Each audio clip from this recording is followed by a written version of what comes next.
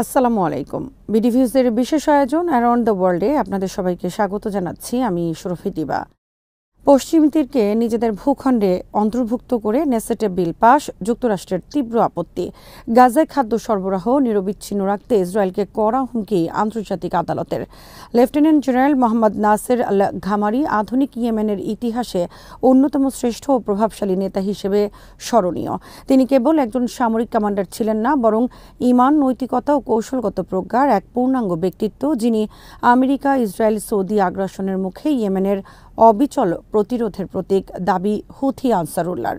ইরানের বিরুদ্ধে স্ন্যাপব্যাক কার্যকর ফ্রান্সের, এবং ব্রিটিশ তৈরি স্টর্ম শ্যাডো ক্রুজ ক্ষেপণাস্ত্র ব্যবহার করে ইউক্রেনের বড় আকারের আক্রমণ রাশিয়ার ভেতরে। এছাড়াও সারা দুনিয়ায় ঘটে যাওয়া নানা খবর নিয়ে আজকের আয়োজনটি তৈরি করেছেন ওয়াহিদ ফারুকি। ইসরায়েলের সংসদ নেসেটে অধিকৃত পশ্চিম তীর সংযুক্তিকরণের একটি বিলের প্রাথমিক অনুমোদন দিয়েছে, যা আন্তর্জাতিক আইনের পরিপন্থী হিসেবে বিবেচিত হচ্ছে। মঙ্গলবার অনুষ্ঠিত ভোটে বিলটি 25-24 ভোটে পাশ হয়। যদিও প্রধানমন্ত্রী বেনিয়ামিন নেতানিয়াহু এবং তার লিকুদ দল এটি সমর্থন করেননি। এটি 4 ধাপের মধ্যে প্রথম ধাপ, এবং আইন হিসেবে কার্যকর হওয়ার জন্য আরও 3 ধাপের ভোট পাশ করতে হবে। নেসেটের বিবৃতিতে বলা হয়েছে, এই বিলের উদ্দেশ্য হল ইসরায়েল রাষ্ট্রের সার্বভৌমত্ব জুদিয়া ও সামারিয়ার অঞ্চলগুলোতে, অর্থাৎ অধিকৃত পশ্চিম তীরে প্রয়োগ করা। বিলটি এখন পররাষ্ট্র ও প্রতিরক্ষা কমিটিতে পর্যালোচনার জন্য পাঠানো হয়েছে।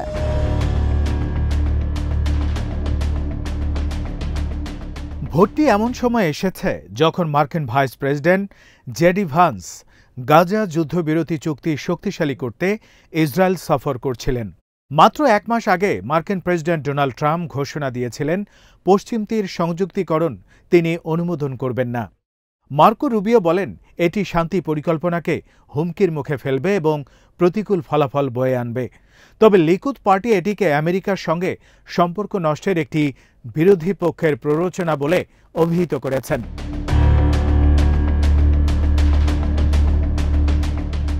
বিশ্লেষকদের মতে, যদি পশ্চিম তীর সংযুক্ত করা হয়, দ্বিরাষ্ট্র সমাধানের সম্ভাবনা প্রায় শেষ হয়ে যাবে। লিকুদ পার্টির একজন সদস্য ইউলি এডেলস্টেইন নেতানিয়াহুর নির্দেশ অমান্য করে বিলটির পক্ষে ভোট দেন, যা পাশের মূল কারণ হিসেবে দেখা হয়।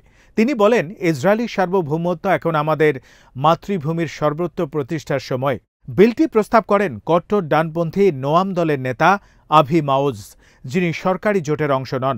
তবে নেতানিয়াহুর জোটের কিছু সদস্য, বিশেষ করে জাতীয় নিরাপত্তা মন্ত্রী ইতামার বেনগাভিরের জিউস পাওয়ার পার্টি এবং অর্থমন্ত্রী বেজালেল স্মোট্রিচের রিলিজিয়াস জায়নিজম দলও এর পক্ষে ভোট দেন।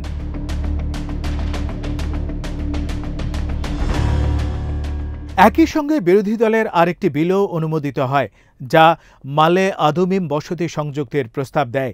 আগস্টে নতুন বসতি প্রকল্প অনুমোদন করা হয়েছিল, যা আন্তর্জাতিক সম্প্রদায়ের মধ্যে উদ্বেগ সৃষ্টি করেছিল। ভোটের পর ফিলিস্তিনি পররাষ্ট্র মন্ত্রণালয় হামাস, কাতার, সৌদি আরব এবং জর্ডানে তীব্র প্রতিক্রিয়া জানিয়েছে। তারা সংযুক্তিকরণকে অবৈধ এবং আন্তর্জাতিক আইনের পরিপন্থী হিসেবে দেখছে। ফিলিস্তিনি পররাষ্ট্র মন্ত্রণালয় বলছে, পশ্চিম তীর, পূর্ব জেরুজালেম এবং গাজা, এই 3টি অঞ্চল ইসরায়েলের সার্বভৌমত্বের অধীনে নয়। হামাস, কাতার, সৌদি আরব ও জর্ডানও একই বক্তব্য দিয়েছে। বর্তমানে 7 লাখেরও বেশি ইসরায়েলি পশ্চিম তীর ও পূর্ব জেরুজালেমের অবৈধ বসতিতে বসবাস করছে।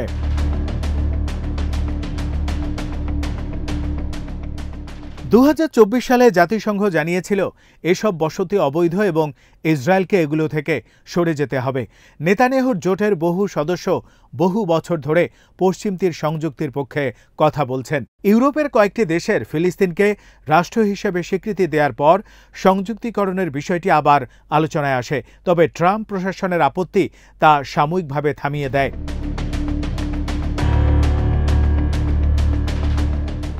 ইসরায়েলি বিশ্লেষক ওরি গোল্ডবার্গ বলেন, ভোট মূলত নেতানিয়াহুর বিরুদ্ধে সংসদের প্রতীকী প্রতিবাদ।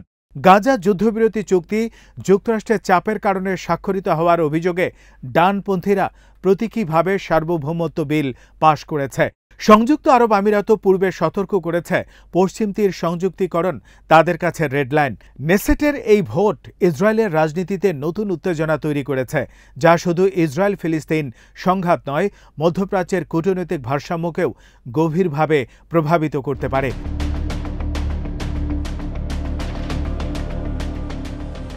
আন্তর্জাতিক বিচার আদালত রায় দিয়েছে যে ইসরায়েলকে অবশ্যই জাতিসংঘের ত্রাণ সংস্থা, বিশেষ করে ফিলিস্তিনি শরণার্থীদের জন্য কাজ করা UNRWA এর মাধ্যমে গাজায় মানবিক সহায়তা পৌঁছাতে দিতে হবে।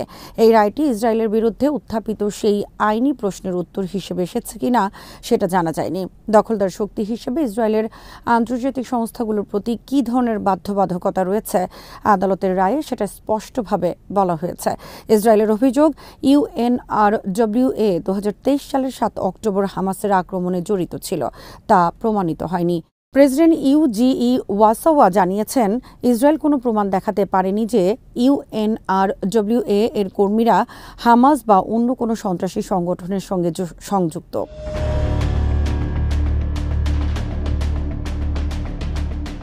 ICJ আবারও বলেছে, গাজা দখল রাখার কারণে ইসরায়েলের দায়িত্ব হল ফিলিস্তিনি জনগণের মৌলিক চাহিদা পূরণ করা, যেমন খাদ্য, পানি, আশ্রয়, ওষুধ এবং জ্বালানি। কিন্তু ইসরায়েল এই দায়িত্ব পালনে ব্যর্থ হয়ে UNRWA এর কার্যক্রম নিষিদ্ধ করে রেখেছে। এই সংস্থা গাজায় শিক্ষা, স্বাস্থ্যসেবা, খাদ্য বিতরণ, আশ্রয় ও জীবিকা সংস্থানের মূল মাধ্যম। ইসরায়েলের অভিযোগের পর যুক্তরাষ্ট্র, যুক্তরাজ্য, জার্মানি, কানাডা ও ইউরোপীয় ইউনিয়নের মতো দেশগুলো প্রথমে UNRWA এর অর্থায়ন স্থগিত করে, ফলে গাজার প্রায় 14 লাখ শরণার্থীর জীবন দুর্বিষহ হয়ে ওঠে। পরে ইসরায়েল প্রমাণ দিতে ব্যর্থ হওয়ায় বেশিরভাগ দেশ পুনরায় অর্থায়ন শুরু করে।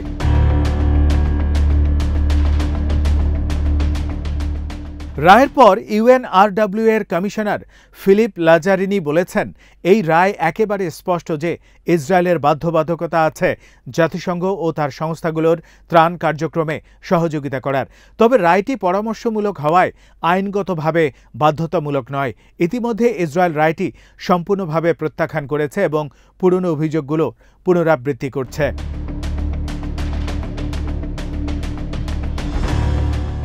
বিশ্বব্যাপী বিতর্ক রয়েছে যে ইসরায়েল আদৌ আন্তর্জাতিক আইন মানছে কিনা। জাতিসংঘ ও বহু আন্তর্জাতিক সংস্থা বলছে, ইসরায়েল নিয়মিতভাবে মানবাধিকার ও মানবিক আইন লঙ্ঘন করে। ফিলিস্তিনে নির্বিচার হত্যা, নির্যাতন, গণশাস্তি, খাদ্য ও ওষুধকে অস্ত্র হিসেবে ব্যবহার, এসব কর্মকাণ্ডকে যুদ্ধাপরাধ হিসেবে চিহ্নিত করা হয়েছে। প্রধানমন্ত্রী বেঞ্জামিন নেতানিয়াহু ও সাবেক প্রতিরক্ষামন্ত্রী ইয়োভ গ্যালেন্টের বিরুদ্ধে আন্তর্জাতিক অপরাধ আদালত থেকে যুদ্ধাপরাধের গ্রেপ্তারি পরোয়ানা জারি রয়েছে। এছাড়া গণহত্যার অভিযোগে চলমান মামলাও ICJ চলছে।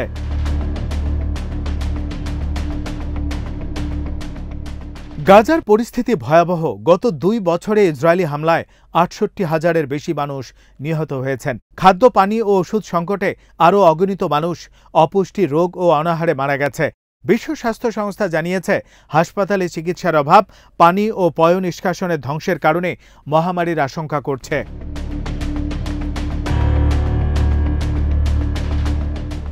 সুতরাং ICJের রায় গাজাবাসীর জন্য আশার আলো হলেও বাস্তবে UNRWA কতটা কার্যকর হবে তা প্রায় অনিশ্চিত।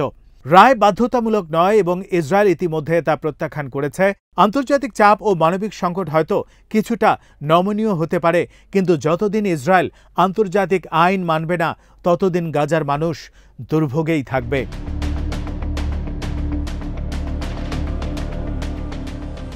লেফটেন্যান্ট জেনারেল মোহাম্মদ নাসের আল ঘামারি আধুনিক ইয়েমেনের ইতিহাসে অন্যতম শ্রেষ্ঠ ও প্রভাবশালী নেতা হিসেবে স্মরণীয়। তিনি কেবল একজন সামরিক কমান্ডার ছিলেন না, বরং ঈমান, নৈতিকতা ও কৌশলগত প্রজ্ঞার এক পূর্ণাঙ্গ ব্যক্তিত্ব, যিনি আমেরিকা, ইসরায়েল, সৌদি আগ্রাসনের মুখে ইয়েমেনের অবিচল প্রতিরোধের প্রতীক হিসেবে খ্যাতি অর্জন করেন। আনসারুল্লাহ আন্দোলনের কুরআনিক চেতনা তার কথায় ও কাজে প্রতিফলিত হয়েছিল এবং জীবনভর তিনি এই আদর্শের জন্য লড়াই করে শাহাদাতের মর্যাদা অর্জন করেন। সৈয়দ আব্দুল মালিক বদরুদ্দিন আল হুথি তাকে বর্ণনা করেছেন একজন মহান জিহাদি নেতা হিসেবে, যিনি সততা, আন্তরিকতা ও দূরদর্শিতার একত্রিত করেছিলেন।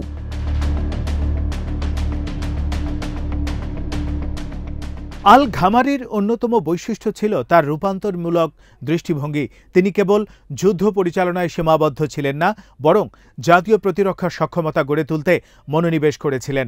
অস্ত্র উৎপাদন, ক্ষেপণাস্ত্র ও ড্রোন প্রযুক্তি উন্নয়ন করে তিনি যুদ্ধের নিয়ম বদলানোর চেষ্টা করেছিলেন।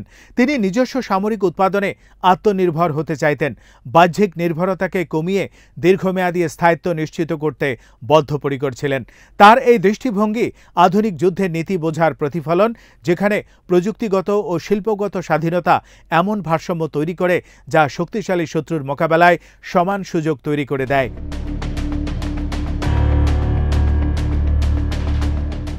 শহীদ আল ঘামারি কৌশলগত গভীরতা ও কার্যকারী দক্ষতার অনন্য সমন্বয় ছিলেন। তিনি সীমিত সম্পদ ও অবরোধের মধ্যেও দীর্ঘমেয়াদী যুদ্ধ পরিচালনায় পারদর্শী ছিলেন এবং সীমাবদ্ধতাকে সুযোগে রূপান্তরিত করে ধারাবাহিক উন্নতি সাধন করেছিলেন। তার অভিযান পন্থা ছিল লক্ষ্যভিত্তিক, তীব্র আঘাত প্রদানের মাধ্যমে বাহিনীকে ছড়িয়ে না ফেলা, লজিস্টিক বজায় রাখা এবং ভূখণ্ড ও প্রাকৃতিক উপাদানকে প্রতিরক্ষা সম্পদে রূপান্তর করা।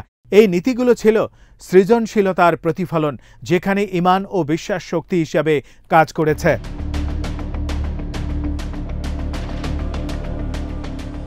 আল ঘামারি মানুষের গঠন ও মতাদর্শগত ভিত্তির উপর সমান গুরুত্ব দিতেন। তিনি বিশ্বাস করতেন যুদ্ধ জেতার মূল শক্তি হল মানুষ।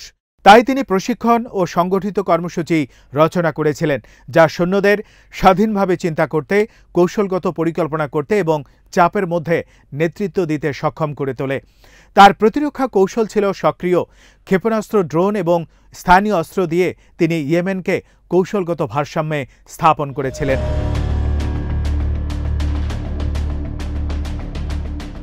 আল ঘামারি যুদ্ধে কেবল অস্ত্র উপকরণ হিসেবে নয়, বরং বৃহত্তর রাজনৈতিক মিশনের অংশ হিসেবে দেখতেন। প্রতিটি অভিযান সার্বভৌমত্ব, জাতীয় মর্যাদা ও রাজনৈতিক অবস্থান শক্ত করার উপকরণ হিসেবে ব্যবহৃত হতো। তার শক্তির মূল ভিত্তি ছিল ঈমান ভিত্তিক শৃঙ্খলা, যা ধৈর্য, সহনশীলতা ও স্থিতিস্থাপকতায় পরিণত হয়। জানাজা ও সামরিক শ্রদ্ধা অনুষ্ঠান এসব কথার প্রমাণ। আল ঘামারি কেবল স্মৃতি রেখে যাননি, তিনি একটি জীবন্ত প্রতিষ্ঠান ও আদর্শ রেখে গেছেন, যা আজও ইয়েমেনের স্বাধীনতা ও শক্তির পথে দিক নির্দেশনা দিচ্ছে।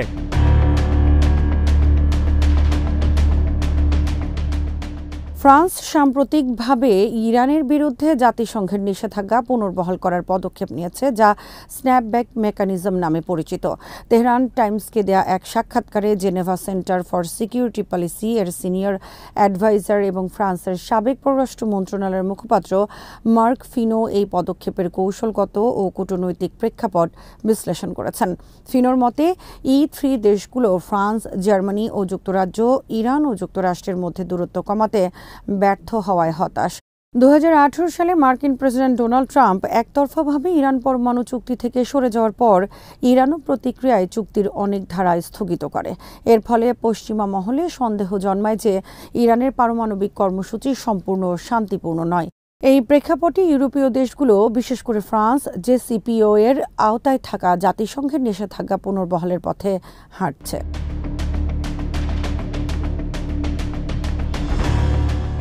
ফিনো বলেন, JCPOA কার্যত মেয়াদোত্তীর্ণ হয়েছে। জাতিসংঘ নিরাপত্তা পরিষদের 2231 নম্বর প্রস্তাব অনুযায়ী তাই নতুনভাবে বহুপাক্ষিক পারমাণবিক চুক্তি বা আঞ্চলিক পরমাণু নিরস্ত্রীকরণ কাঠামো তৈরি করা প্রয়োজন। তিনি আরও বলেন, ইসরায়েল ও যুক্তরাষ্ট্রের সামরিক হুমকি প্রমাণ করেছে যে এই সংকটের কোনো সামরিক সমাধান নেই, কূটনৈতিক উপায়ই একমাত্র পথ। ট্রাম্প প্রশাসন সীমিত দ্বিপাক্ষিক আলোচনার চেষ্টা করলেও ইউরোপ, রাশিয়া ও চীন সবসময় বহুপাক্ষিক কূটনৈতিক কাঠামোর পক্ষে ছিল, যেখানে জাতিসংঘ নিরাপত্তা পরিষদ ও IAEA এর ভূমিকা অন্তর্ভুক্ত রয়েছে।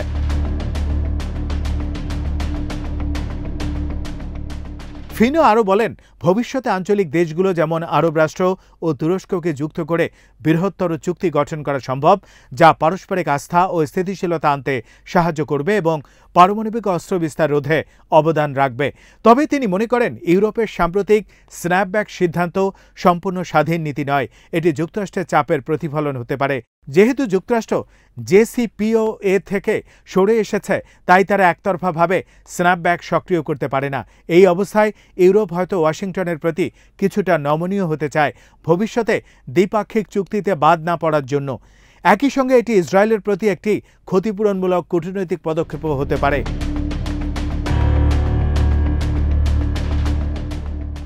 রাশিয়া ও চীনের ভূমিকা নিয়ে ফিনো বলেন, ইরান এখন তাদের সঙ্গে অগ্রাধিকার ভিত্তিক সম্পর্ক রাখছে। ইউরোপের ওপর আস্থা কম, তবে দীর্ঘমেয়াদে যদি সংকট সমাধান হয়, তেহরানের জন্য ইউরোপীয় ইউনিয়নের সঙ্গে সম্পর্ক পুনরুদ্ধার লাভজনক হবে, কারণ এটি বৃহত্তম অর্থনৈতিক ব্লক। তিনি জেসিপিওএ-কে সফল বহুপাক্ষিক চুক্তি হিসেবে উল্লেখ করে বলেন, নিষেধাজ্ঞা তুলে নেয়া ইরানকে উৎসাহিত করেছিল, কিন্তু অতীতে নিষেধাজ্ঞা কখনো কাঙ্ক্ষিত পরিবর্তন আনতে পারেনি।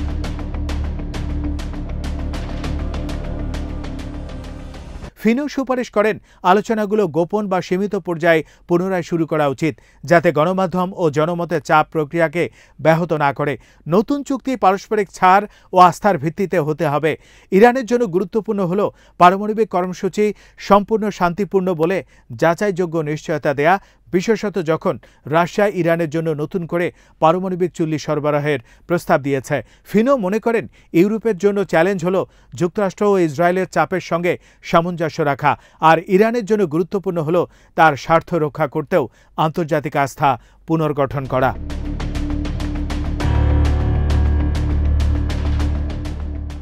গাজার স্বাস্থ্য মন্ত্রণালয় জানিয়েছে, বুধবার ইসরায়েল থেকে আরও ৩০ জন ফিলিস্তিনির মরদেহ হস্তান্তর করা হয়েছে, যাদের দেহে নির্যাতনের স্পষ্ট চিহ্ন পাওয়া গেছে। এই হস্তান্তরটি একটি যুদ্ধবিরতি চুক্তির অধীনে আন্তর্জাতিক রেড ক্রস কমিটির মাধ্যমে সম্পন্ন হয়। মন্ত্রণালয়ের এক বিবৃতিতে বলা হয়, অনেক মরদেহে মারধরের চিহ্ন, হাত বাঁধা অবস্থায় থাকা এবং চোখ বেঁধে রাখার প্রমাণ পাওয়া গেছে। নতুন এই হস্তান্তরের মাধ্যমে ১৪ অক্টোবর থেকে ইসরায়েল এখন পর্যন্ত মোট ১৯৫টি ফিলিস্তিনি মরদেহ ফেরত দিয়েছে, তবে এদের মধ্যে মাত্র ৫৭ জনকে শনাক্ত করা সম্ভব হয়েছে। ইসরায়েলের দীর্ঘমেয়াদী অবরোধ এবং গাজার ল্যাবরেটরিগুলো ধ্বংস হয়ে যাওয়ায় ডিএনএ বা ফরেনসিক পরীক্ষার কোনো সুযোগ নেই। ফলে নিহতদের পরিবারগুলো মরদেহ শনাক্ত করতে বাধ্য হচ্ছেন দেহের অবশিষ্ট দাগ, পোশাক কিংবা ব্যক্তিগত জিনিসপত্র দেখে। এর আগে বুধবার সকালে গাজা প্রশাসন ইসরায়েল থেকে ফেরত পাওয়া ৫৪ জন অজ্ঞাত ফিলিস্তিনির মরদেহ নিয়ে এক শোকযাত্রার আয়োজন করে। প্রশাসনের দাবি, এসব মরদেহ চরম নির্যাতনের ফলে এতটাই বিকৃত হয়ে গিয়েছিল যে তাদের মুখ বা শারীরিক বৈশিষ্ট্য দ্বারা শনাক্ত করা সম্ভব হয়নি। ফিলিস্তিনি national campaign two retreat মার্টায়ার্স body এর তথ্য অনুযায়ী যুদ্ধবিরতির আগে ইসরায়েল মোট ৭৩৫ জন ফিলিস্তিনির মরদেহ আটকে রেখেছিল। ইসরায়েলের দৈনিক হারেজ আরও জানায়, দক্ষিণ ইসরায়েলের কুখ্যাত ইসদে টাইমান সামরিক ঘাঁটিতে ইসরায়েলি সেনারা গাজার প্রায় ১৫০০ জন ফিলিস্তিনির মরদেহ সংরক্ষণ করে রেখেছে। হামাস ও ইসরায়েলের মধ্যে যুদ্ধবিরতি চুক্তিটি আঞ্চলিক ও আন্তর্জাতিক মধ্যস্থতায় ১০ অক্টোবর কার্যকর হয়। যুদ্ধবিরতির প্রথম ধাপে ইসরায়েলি জিম্মিদের মুক্তির বিনিময়ে ফিলিস্তিনি বন্দীদের মুক্তি ও আংশিক ইসরায়েলি সেনা প্রত্যাহার অন্তর্ভুক্ত ছিল। চুক্তির পরবর্তী ধাপে গাজা পুনর্গঠন এবং হামাসবিহীন একটি নতুন প্রশাসনিক কাঠামো গঠনের পরিকল্পনাও রয়েছে। ২০২৩ সালের অক্টোবর থেকে শুরু হওয়া ইসরায়েলি গণহত্যায় এখন পর্যন্ত অন্তত ৬৮,২০০ জন ফিলিস্তিনি নিহত হয়েছেন এবং আহতের সংখ্যা ১,৭০,৩০০ ছাড়িয়েছে বলে জানিয়েছে গাজার স্বাস্থ্য মন্ত্রণালয়। ব্রিটিশ তৈরি স্টর্ম শ্যাডো ক্রুজ ক্ষেপণাস্ত্র ব্যবহার করে ইউক্রেন একটি বড় আকারের হামলা করে রাশিয়ার ভেতরে। ইউক্রেনীয় সামরিক সূত্র জানিয়েছে, হামলার লক্ষ্য ছিল ব্রিয়ানস্ক অঞ্চলের একটি রাসায়নিক কারখানা, যেখানে গোলাবারুদ ও রকেট জ্বালানির উপাদান তৈরির উপকরণ প্রস্তুত হয়।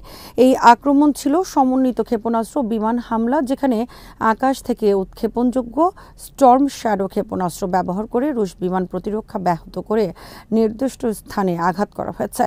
ব্রিটেন গত বছরই ইউক্রেনকে এই ক্ষেপণাস্ত্র ব্যবহারের অনুমতি দিয়েছিল এবং তাদের প্রথম পরিচিত ব্যবহার তখন থেকেই শুরু। এর ফলে ইউক্রেনের দূরপাল্লার আক্রমণ ক্ষমতা বৃদ্ধি পেয়েছে এবং রাশিয়ার সীমান্তের বাইরে লক্ষ্যবস্তুতে আঘাত করার সক্ষমতা বৃদ্ধি পেয়েছে। সামরিক বিশ্লেষকরা বলছেন, ব্রিয়ানস্কের রাসায়নিক কারখানায় আক্রমণ সফল হলে তা রাশিয়ার গোলাবারুদ উৎপাদন ও বিস্ফোরক সরবরাহ চেইনে ব্যাঘাত ঘটাতে পারে, যা সামরিক সরবরাহ ও প্রস্তুতিতে তাৎপর্যপূর্ণ প্রভাব ফেলবে। ব্রিটিশ প্রতিরক্ষা মন্ত্রী জন হিলি এই ঘটনায় মন্তব্য করে বলেন, রুশ প্রেসিডেন্ট ভ্লাদিমির পুতিন ব্রিটেনকে তার প্রথম শত্রু মনে করছেন, কারণ লন্ডন ধারাবাহিকভাবে ইউক্রেনকে সমর্থন দিচ্ছে। স্টর্ম শ্যাডো সরবরাহের মাধ্যমে ব্রিটেন ইউক্রেনকে আক্রমণাত্মক সক্ষমতা দিয়েছে এবং এতে পুতিনের প্রতিক্রিয়া আরও তীব্র হতে পারে। একই সাথে সামরিক বিশেষজ্ঞরা সতর্ক করেছেন যে এমন আক্রমণ ক্রেমলিনের জন্য চ্যালেঞ্জ তৈরি করে এবং নতুন ধরনের প্রতিশোধের হুমকিও বাড়াতে পারে। এই হামলা ঘটে এমন সময় যখন আন্তর্জাতিক কূটনীতিতে টানাপোড়েন চলছে। মার্কিন প্রেসিডেন্ট ডোনাল্ড ট্রাম্প রাশিয়ার সঙ্গে সম্ভাব্য শান্তি আলোচনাগুলো আপাতত স্থগিত রেখেছেন এবং ওয়াশিংটনের ন্যাটোর প্রধানের সঙ্গে বৈঠক চলছে। তাই সামরিক ও রাজনৈতিক প্রেক্ষাপটে এই মুহূর্তে হামলার সময়োপযোগিতা ও প্রভাবকে গুরুত্ব দেওয়া হচ্ছে। ইউক্রেনীয় সূত্র দাবি করছে আক্রমণটি নির্দিষ্ট লক্ষ্যবস্তুতে সফলভাবে আঘাত এনেছে এবং এটি ইউক্রেনের সামরিক কৌশলের নতুন অধ্যায় সূচিত হয়েছে, যেখানে দূরপাল্লার ক্রুজ ক্ষেপণাস্ত্র ব্যবহার করে সরাসরি রুশ অবকাঠামোতে ধ্বংসাত্মক হামলা চালানো হয়েছে। এক ইসরায়েলি মিডিয়া আউটলেটের নতুন বিশ্লেষণে বলা হয়েছে, গাজা যুদ্ধ হামাসের সামরিক শক্তিকে খর্ব করতে পারেনি। বর্তমানে হামাসের সশস্ত্র বাহিনীর সদস্য সংখ্যা প্রায় 20,000 বলে জানিয়েছে তারা।